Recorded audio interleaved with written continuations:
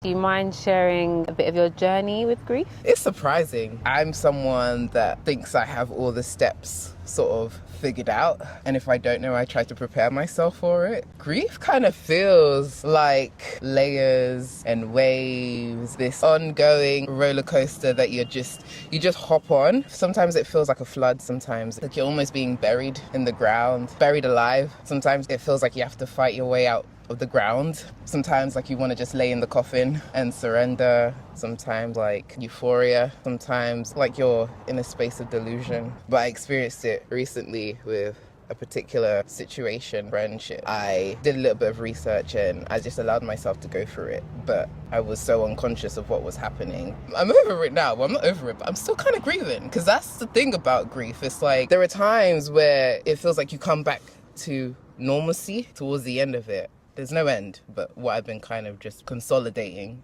with myself about grief is that it's just part of life. In this experience is the experience, because on the opposite side of grief is love, and there is a lot of pain in love. Sometimes it's shit, but it's beautiful as well. What would you say is helping you on your grief journey? Movement is key, dance, anything to get you in your body. Try to avoid the emotions generally tends to make it worse. Movement for me is something that I feel so connected to, specifically with like my inner child. And ultimately it reminds me that I'm not alone.